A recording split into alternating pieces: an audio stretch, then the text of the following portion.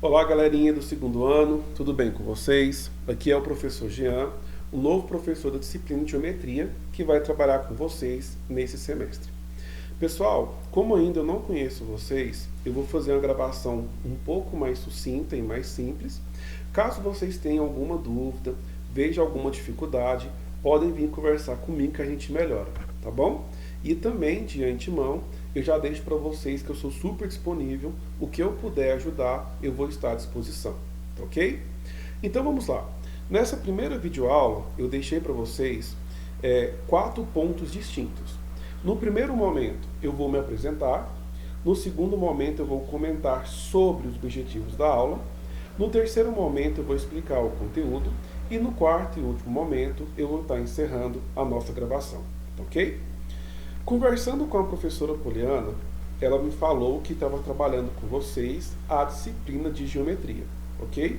Então, dando continuidade a essa temática, a gente vai estudar agora a trigonometria no triângulo retângulo e depois vamos estudar a trigonometria no arco. O que eu quero que vocês saibam? Que eu sou um professor muito tranquilo, sou uma pessoa muito alegre e que eu puder ajudar, eu vou estar à disposição. Como eu falei, eu chamo Jean, tenho 30 anos e já trabalho com educação há mais de 10 anos. Sou professor tanto da rede estadual quanto da rede privada e também dou aula na faculdade, ok? Então vamos lá. O nosso primeiro conteúdo a ser estudado é a trigonometria no triângulo retângulo. O que eu quero que vocês entendam? Que é um dos conteúdos mais importantes dentro da geometria plana. A gente vai entender hoje, passo a passo, o que é um triângulo retângulo, até chegar nas relações trigonométricas.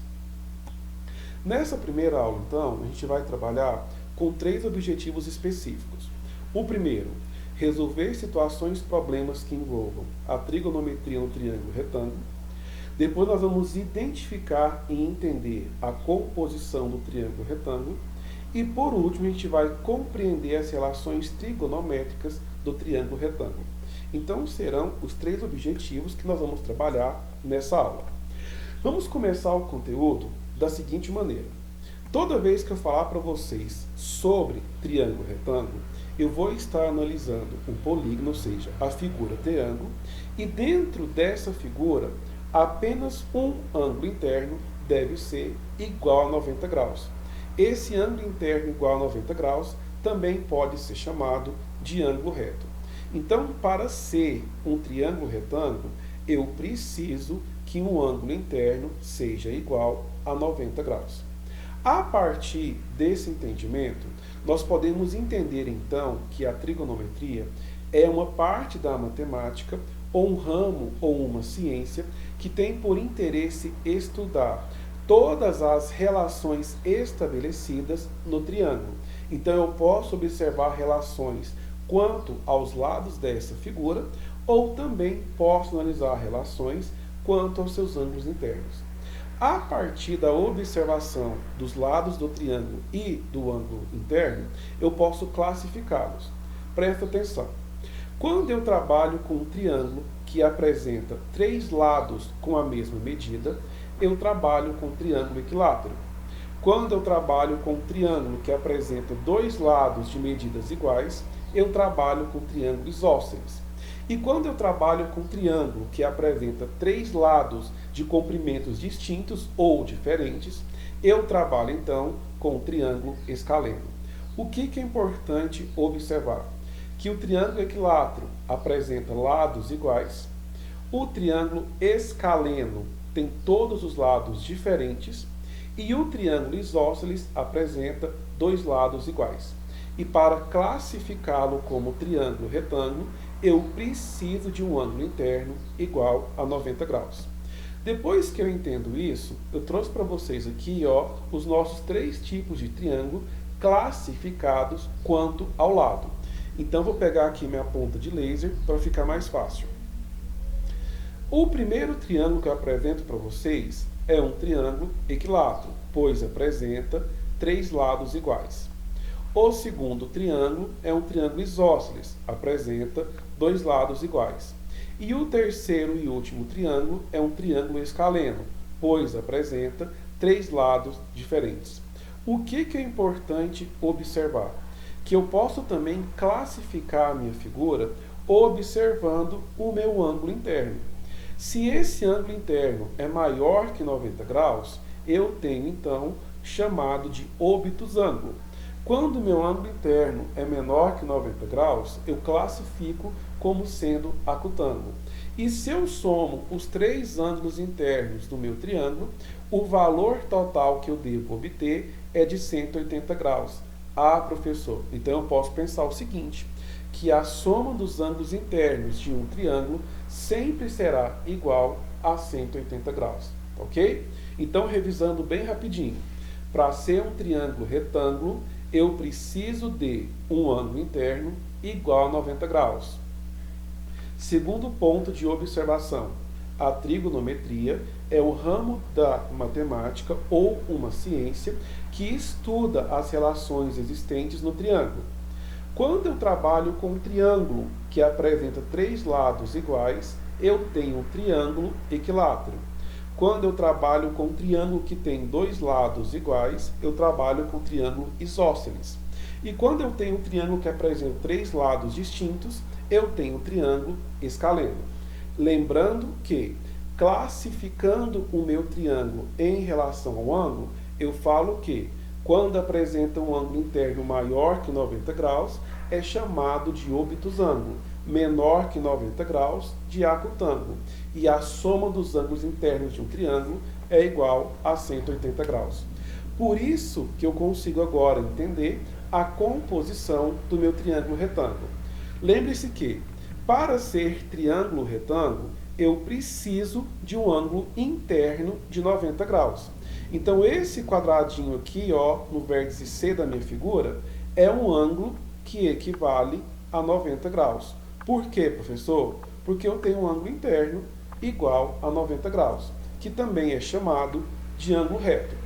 E a partir dessa observação, eu posso conhecer o primeiro lado dessa figura. Esse lado aqui de cor de rosa, que está de frente ao ângulo de 90 graus, é conhecido como hipotenusa. Agora, sobraram para mim ainda dois ângulos internos. O primeiro que eu chamo de alfa e o segundo que eu chamo de beta. O que eu vou observar? Que este lado que está de frente ao ângulo de alfa é conhecido como cateto oposto. E esse lado que está de frente ao ângulo beta é conhecido também como cateto oposto. Ah, professor, então quer dizer o seguinte, que o lado que está de frente ao ângulo sempre é conhecido como cateto oposto. Só que eu também posso ter o cateto adjacente. E eu vou conhecer cada um desses lados quando eu fixo em estudar apenas um ângulo. Por exemplo, a minha hipotenusa é o lado que sempre está de frente ao ângulo reto de 90 graus. Ok. Agora eu vou estudar só o ângulo alfa. O que eu determino então? Que esse lado que está de frente ao ângulo alfa faz o papel do cateto oposto. E esse outro cateto aqui, ó, que não está de frente ao ângulo alfa, faz o papel do cateto adjacente. Agora, se eu quero analisar o ângulo beta, que é esse ângulo superior aqui, ó, o que eu falo? Que este lado agora é o cateto oposto e o outro lado é o cateto adjacente. Professor, então eu entendi tudinho. Que para analisar a composição do triângulo retângulo, eu sempre vou trabalhar com hipotenusa e com cateto. A hipotenusa nunca vai mudar, que é sempre aquele lado de frente ao ângulo reto. O que pode mudar? Os catetos. Aquele lado que está de frente à abertura angular é chamado de cateto oposto, e o outro vai ser o cateto adjacente. Para entender melhor essa composição, eu vou trazer na próxima tela para vocês algumas relações trigonométricas e também vamos trabalhar agora com o teorema de Pitágoras. O que nós sabemos sobre Pitágoras? Que a hipotenusa ao quadrado é igual à soma dos catetos ao quadrado. Então quer dizer o seguinte, que a hipotenusa é o lado de frente ao ângulo reto e os outros dois lados que vão restar são os catetos. Para saber quem que é o cateto oposto e quem que é o cateto adjacente, eu preciso de conhecer os outros ângulos internos para saber se eu vou trabalhar com alfa ou se eu vou trabalhar com beta. Continuando, após entender essa composição e entender o Teorema de Pitágoras, a gente vai estudar agora as relações trigonométricas do triângulo retângulo. Então vamos lá. Nós temos o triângulo de vértice A, B e C. Observe o seguinte, no vértice C, nós temos aqui um ângulo reto. O que isso implica? Que esse lado de frente ao ângulo reto, tá bom? Esse ladinho aqui, ó, de frente ao ângulo reto, faz o papel da hipotenusa. E eu vou simbolizar a hipotenusa pela letra H. Agora, eu vou analisar o ângulo alfa. Esse lado de cor verde, de frente ao ângulo alfa, faz o papel do cateto oposto. E vou simbolizar o cateto oposto por CO. E como esse outro lado de cor azul, que não está de frente para o ângulo alfa, ele faz o papel do cateto adjacente. E eu vou simbolizá-lo por CA. Então, a partir da observação da hipotenusa, do cateto oposto e do cateto adjacente, eu encontro o seno de alfa, o cosseno de alfa e a tangente de alfa. Observe que o seno de alfa é a divisão do cateto oposto pela hipotenusa. Quando eu analiso o cosseno de alfa, eu vou dividir o cateto adjacente pela hipotenusa. E quando eu analiso a tangente de alfa, eu vou ter a divisão do cateto oposto pelo cateto adjacente.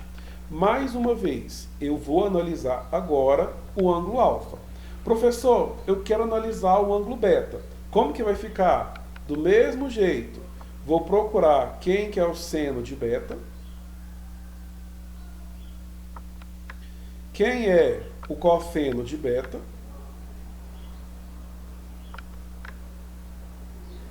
E quem é a tangente de beta? Vamos junto, ó. Muito simples, muito fácil. O lado de frente ao ângulo reto faz o papel da hipotenusa. Eu vou estar analisando agora o ângulo beta. Então, o lado de cor azul está de frente para o ângulo beta. Então, esse lado aqui é o cateto oposto. E quem vai ser o outro cara? O cateto adjacente. E como que eu encontro o seno de beta? Eu divido o cateto oposto pela hipotenusa.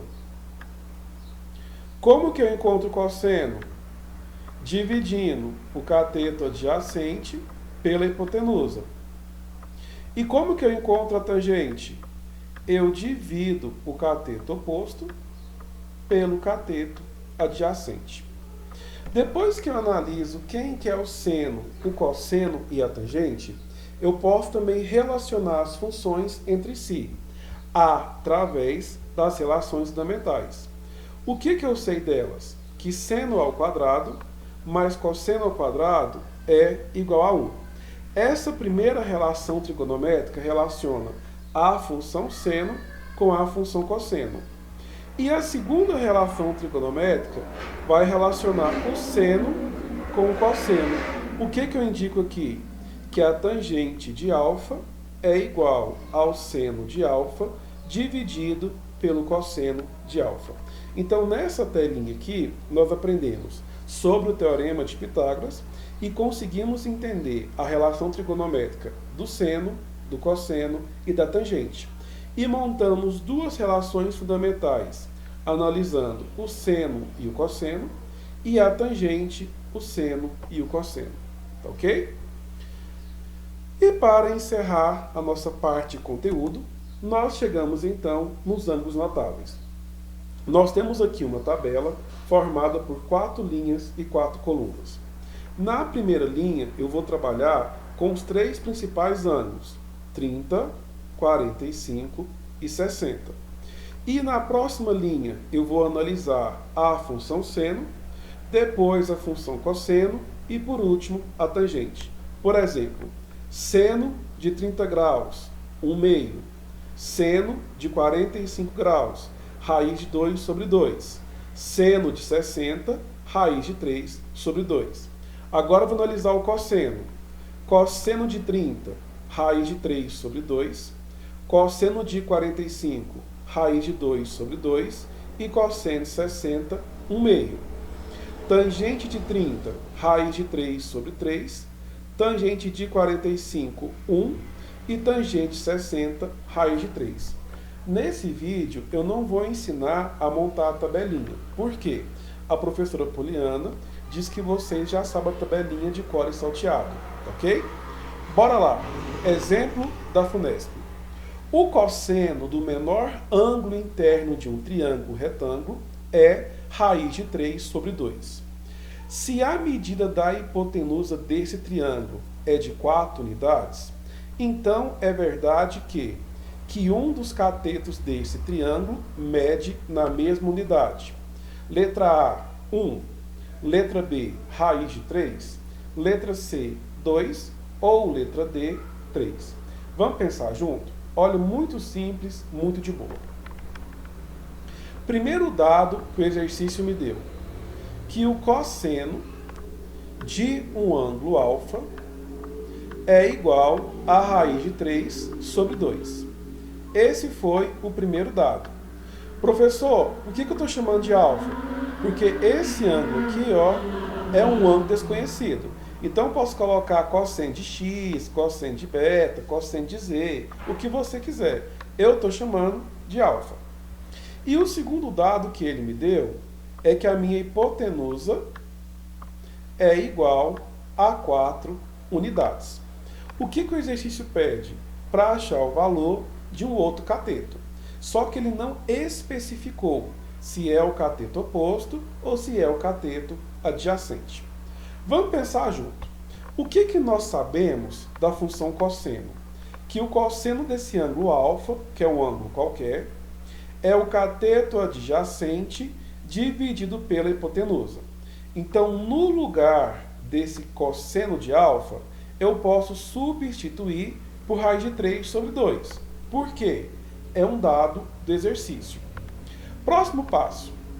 Eu não conheço nem o cateto oposto, nem o adjacente. Então, por enquanto, eu vou conservá-lo. E no lugar da hipotenusa, eu posso substituir pelo número 4. Então, o que a gente consegue perceber? Que eu conheço quanto vale o cosseno, conheço quanto vale a hipotenusa e não conheço o cateto adjacente. Muito simples agora. No lugar do cosseno, coloco raiz de 3 sobre 2, conservo o cateto adjacente e troco a hipotenusa pelo número 4. Para simplificar o meu cálculo, eu vou simplificar o número 2 com o número 4. 2 dividido por 2 é 1. 4 dividido por 2 é 2. O que vai sobrar? Raiz de 3 sobre 1, cateto adjacente e 2. Agora, toda vez que eu tenho igualdade de fração, multiplico cruzado. 1 que multiplica CA é o próprio CA, igual a 2 que multiplica raiz de 3. Beleza. Agora, se você analisa esse resultado aqui, você percebe que não tem nenhuma alternativa com essa resposta. Então, o que a gente pensa? Eu já conheço o cosseno de alfa, conheço a hipotenusa e conheço o cateto adjacente, que vale 2 raiz de 3. Então, se essa alternativa aqui não tem, quem que eu posso procurar? O cateto oposto. Então, o que eu faço? Utilizo o teorema de Pitágoras, hipotenusa ao quadrado é igual à soma dos catetos ao quadrado, e faço agora uma pequena substituição. No lugar da letra H, que é a hipotenusa, eu coloco 4 elevado ao quadrado. No lugar do cateto adjacente, eu coloco 2 raiz de 3. E conservo o cateto oposto. Olha que facinho. 4 ao quadrado é 4 vezes 4, 16. 2 ao quadrado é 4. Simplifico a raiz com o quadrado e conservo 3, somado com o cateto oposto. Conservo o 16, 4 vezes 3 é 12, mais o cateto oposto. Esse cara está positivo, passa para lá, negativo. Conservo o 12. O 16 está positivo, passa para lá, negativo. Para o primeiro membro não ficar negativo, multiplico tudo por menos 1. O que era negativo ficou positivo, o que era positivo ficou negativo e o que era negativo ficou positivo. Conservo o cateto oposto ao quadrado, é igual 16 menos 12, 4. O inverso da potência é a raiz. Raiz quadrada de 4 é 2. Agora, vamos ver se essa alternativa tem 2? Tem. Então, o próximo menor cateto que eu posso achar é o número 2. Então, a alternativa correta é a letra C. E para vocês poderem estudar mais um pouquinho sobre esse conteúdo, eu trouxe aqui na próxima tela um outro exercício da FGV, da Fundação Getúlio Vargas. Tem o enunciado, tem o desenho, a perguntinha e a resolução, caso vocês não consigam resolver, tá ok? Pessoal, mais uma vez, muito obrigado pela atenção. Peço desculpas se a gravação não ficou com muita qualidade, mas eu vou estar aqui à disposição para poder atendê-los.